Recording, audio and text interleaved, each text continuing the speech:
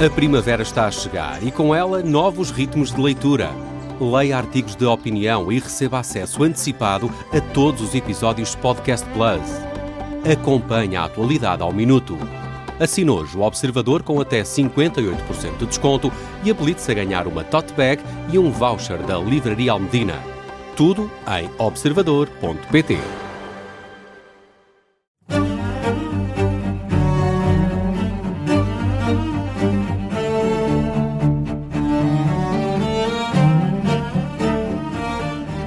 Este é o Querido Líder, o podcast da Rádio Observador dedicado à liderança, com os nossos especialistas residentes, que têm muita experiência na formação de executivos, o Jorge Medeiros, que é consultor e professor, e o Milton Sousa, também professor e consultor, e esta semana vamos falar sobre sangue frio. Como ter sangue frio. Mas os nossos episódios abrem sempre com sim chefe, não chefe. E hoje a figura em análise é Carrie Lawrence, a primeira piloto de F-14. Quem não conhece bem estas aeronaves, é um caça, daqueles caças... Vai ver o Top Gun. Exato. Original. Aqueles caças americanos que aparecem no Top Gun. Eu sou o Ricardo Conceição e este é o Querido Líder. Bem-vindos, Jorge Medeiros e Milton Sousa. Bem-vindos ao Querido Líder. Vamos ao nosso primeiro segmento, Sim Chefe, e a figura desta semana é uma senhora, Carrie Lawrence, a primeira piloto de F-14. Jorge, merece-te um Sim Chefe? Sim. Sim, por alguns motivos em concreto, por ser a primeira, por ter tido, eu ia usar a metáfora do navegar, mas se calhar teria de ser um verbo mais aeronáutico, mas este ambiente altissimamente competitivo, só para termos uma ideia. Vou reportar-me a outro piloto, o Lee Hazard, tem um livro interessante, e ele diz que uma das formas de treino, agora no F-16, põe os pilotos todos encostados à parede e o instrutor lança um desafio e vai mudando o desafio a todo o momento e, portanto, vai chamando a partir do momento em que alguém está a tentar resolver os problemas do avião ou da situação em que se encontra, falha, vai para trás, agora vem outro, portanto, é altissimamente competitivo. E o sim, porque se é verdade que parece ser uma maçã que não caiu longe da árvore, o pai era piloto, a mãe era hospedeiro, o irmão estava ligado à Força Aérea, navegou muito bem estas águas. Mas este exemplo, para mim, eu queria focar-me aqui só num ponto, e o ponto é nesta capacidade de superação do medo, e a imagem que ela usa é mesmo muito visual. Por exemplo, no meio do oceano, quando a lua não está a espreitar, é a escuridão plena, não há sequer poluição visual. E ela dizer, não se vê sequer o braço. E para além disso, temos de aterrar num porta-aviões. E temos de aterrar num porta-aviões... Que parece muito grande quando estamos ao pé deles, não é? Estamos ao pé deles, é gigante, mas aquilo é um selo perdido no meio do mar e é um selo em movimento em que não se vê. E o tema é, às vezes nestas... Não sei se ainda se faz, mas havia aqui há muitos anos uma das atividades de team building, era uma pessoa fechar os olhos e deixar-se cair para trás à espera de que os outros a agarrassem. E se isso já levanta um desafio, agora imagine-se o que é. E ela puxa-nos para esta imagem de estar a tentar aterrar numa pista em movimento que não é uma pista, é assim um excerto, não é? Em que não vê nada e tem de confiar cegamente no que a torre de controlo está a dizer. Continua que estás a ir bem, mas eu não vejo nada. O organismo todo a pedir para ver, não vê nada. E ela diz, nunca fica fácil. A única forma, isto agora parece o clichê, mas espero que depois desta introdução alivie o valor de clichê. Nunca fica fácil, mas é preciso gerir e é um medo que se consegue enfrentar. E é um medo que se consegue enfrentar no dia-a-dia. As pessoas não sentem isto porque conseguem fazer alongamentos, conseguem fazer, antes de uma qualquer apresentação aqui, não dá para fazer alongamentos nenhuns. E, portanto, é o continuar, e este era o ponto que eu gostaria de salientar. Milton. Sim, eu acho que é um excelente exemplo de um sim-chefe, de uma sim-chefe neste caso. Acho que o Jorge já referiu aspectos muito importantes, saber lidar com o seu próprio receio, o seu medo e tomar decisões não tendo a visibilidade total, neste caso metaforicamente e até fisicamente. Acho que a própria Carrie Lawrence fala também da importância da preparação, nós temos que lidar com o incerto, mas isso não implica a não nos prepararmos para ele, e portanto acho que é um aspecto muito importante. E há só uma nota que eu quero acrescentar, há um outro exemplo também, curiosamente também da Marinha Norte-Americana, o Dave Marquette, que tem um livro chamado Turn That Ship Around. Pois este registro acabam por cair todos um bocadinho neste circuito dos speakers, né?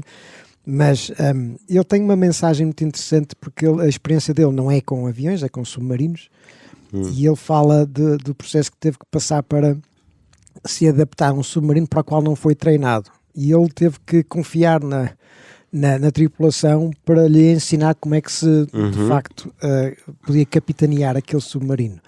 E uma das lições que ele traz, que a própria Lorenz também faz, uma das lições que ela enfatiza é a importância do propósito. Eles chamam isto também intent-based leadership.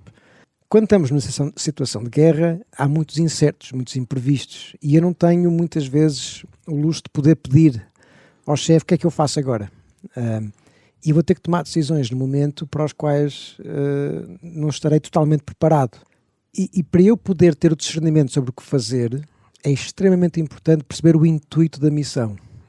Mais do que seguir ordens, o que eu tenho que perceber muito bem antes é ter muita clareza sobre o que é que nós estamos a tentar atingir e porquê. Porque quando chegar a esse momento, provavelmente aquilo que eu planeei não vai ser possível, mas eu sabendo a intenção por trás da missão, eu posso tomar decisões que naquela altura fazem sentido e ter agilidade. E, portanto, a liderança tem que ser muito mais focada na intenção, esclarecer o propósito e a missão, para promover a agilidade na situação, no imprevisto. Fundamental. Eu estava a ouvir-te e a lembrar-me deste piloto, do Lee Hazard, e uma das coisas que ele dizia, ele dava o exemplo da cenarização, portanto fazer cenários alternativos, a preparação fundamental, mas este de facto é um ponto crucial, e ele diz que um dos colegas dele, cadete, que era exímio na preparação, uma pessoa com uma cabeça muitíssimo estruturada, acabou por não vingar. Porquê?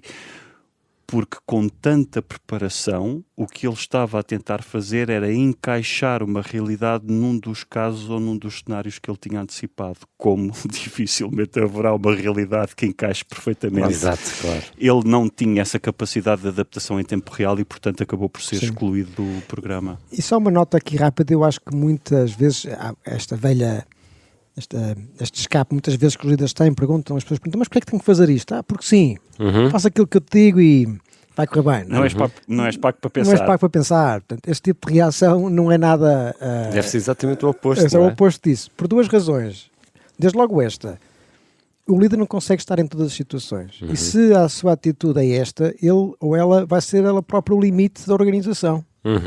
E, portanto, eu tenho que aceitar que as pessoas vão ter que ter o seu discernimento e capacidade para tomar decisões, com os riscos que também implica, e para o poderem fazer, vou ter que passar muito tempo a tentar fazer ver às pessoas o porquê do que fazemos. Num projeto, numa missão, numa visita a um cliente, que é para depois as pessoas poderem interiorizar o que é que eu, neste momento, tenho que fazer para me ajustar a essa missão. Ponto 1. Ponto 2 é que, quando eu consigo fazer isto bem, as pessoas estão muito mais motivadas, porque vai dar-lhes maior percepção de que são relevantes, que importam, não é? Que importam, que são valorizadas, que têm autonomia, e isto vai tocar naqueles fatores psicológicos que nós sabemos que são importantes para nós motivarmos as pessoas. E só lembrar que este ponto começou com uma referência ao Top Gun, portanto... Exatamente. Vejam o filme. Gun, vejam o filme. O primeiro, anos 80. Também não é mau. Está feita a análise desta semana no Sim Chefe, não chefe, para a próxima semana será outro o protagonista. Agora vamos ao tema central desta semana. E esta semana vamos falar sobre sangue frio. Milton, o verdadeiro líder, tem sangue frio. Como se dizia no Duarte e Companhia, enfrenta o perigo com um sorriso nos lábios, não é? Aí está. Duarte e Companhia, já alienaste não sei quantos ouvintes. Exatamente, eu ia dizer isso. Top Gun anos 80 Duarte e Duarte e Companhia. Estás a dar muitas pistas sobre a nossa idade. Não tarda nada, estamos nos anos 70. Claramente temos todos 30 anos. O próximo programa vais falar do Barco do Amor. Mas o que é que eu ia dizer? Voltando da primeira ao temporada. Nosso tema, da primeira temporada. Perdemos-nos todos na conversa agora. Vamos falar de sangue frio. Sangue frio. Vamos ter sangue frio, vá. Sangue frio, sim. Obviamente que há situações em que o líder tem que ter a frieza no sentido em que tem que saber regular as suas emoções para poder ter o discernimento e a objetividade para tomar decisões em situações complexas e em que tem muita pressão. Se esse sangue frio depois se traduz numa atitude recorrente de distância, de falta de empatia, pode ser mau. E, portanto, acho que o sangue frio, nos momentos certos, é fundamental. Há uma expressão que eu gosto mais, que também vem de um pouco da teoria dos paradoxos, um dia devemos falar disso também, que é esta equanimidade emocional, ou seja, mesmo perante as situações mais complexas e com a pressão que nós temos no dia-a-dia, em momentos difíceis, ter este equilíbrio emocional para estarmos ao nosso melhor e podermos ter alguma objetividade nas nossas decisões e não deixar que as emoções... Não é suprimir as emoções ao ponto de elas não fazerem parte do processo de tomada de decisão, mas não deixar que elas nos conquistem e nos limitem na capacidade de olhar para a realidade de forma mais objetiva. Jorge?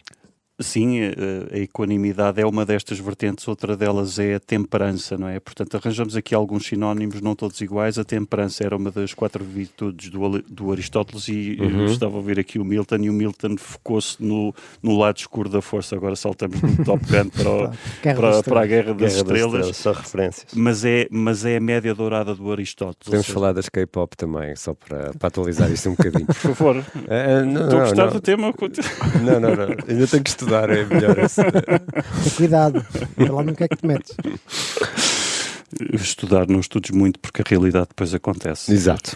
Bom, estamos a falar de sangue frio. Sangue frio. E a virtude, segundo Aristóteles, ele falava na média dourada, não é? Ou no meio está a virtude, porque a menos não é bom, mas a mais também não é bom. Qual é aqui o tema desta temperança? É perceber que mesmo no calor do momento, e esta é uma competência que pode e deve ser desenvolvida, é uma variante do travesseiro é bom conselheiro. Portanto, nós, se calhar, as lideranças não têm grande dificuldade numa função de liderança em sair do tema, revisitar o tema, ponderar para tomar uma decisão. Porquê? Porque está mais no domínio cognitivo e é mais fácil. Aqui esta temperança é particularmente importante no calor da emoção. E, portanto, no calor da emoção, ter a capacidade de aumentar a latência, ou seja, o tempo de resposta, é uma competência que vale a pena medir, porque não é dizer o que me vai na cabeça só porque estou a ser sincero e tens de valorizar a minha sinceridade, não é atropelar as outras pessoas, é porque há palavras ditas e atitudes tidas que não têm retorno. Mas para desenvolver uma capacidade de parar ali, nem que seja por um instante, para respirar e refletir, isso é algo que tem que ser trabalhado. Tem que ser trabalhado e não é à espera de que surja o momento para eu praticar, porque felizmente estes momentos não acontecem com tanta frequência. Portanto, eu não posso... Acontece uma vez por mês. Se eu estiver à espera de que aconteça da próxima para praticar, daqui a 40 anos posso ter ali algum progresso. A ideia não é essa, e casando aqui com o tema da preparação, deve ser feita esta preparação o mais rapidamente possível. Portanto, deve ser uma consciencialização para desenvolver esta capacitação, vá lá, no simulador. Não, é só uma nota final que eu queria acrescentar a este tema, que é a importância de estarmos presentes, né? E estarmos conscientes e ter uma percepção do nosso entorno.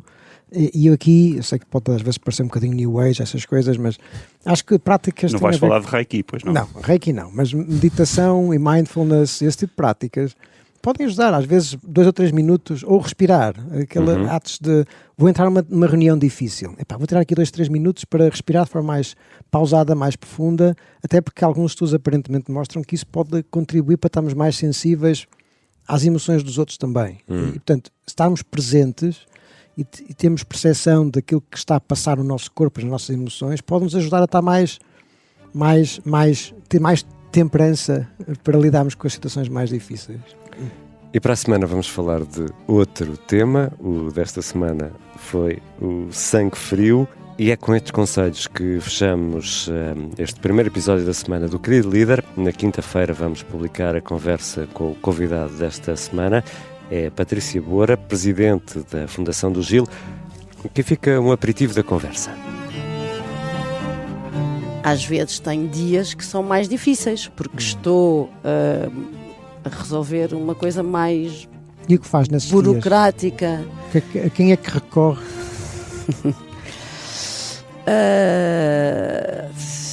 Respiro fundo, choro, vou fazer exercício físico, faço o que for preciso.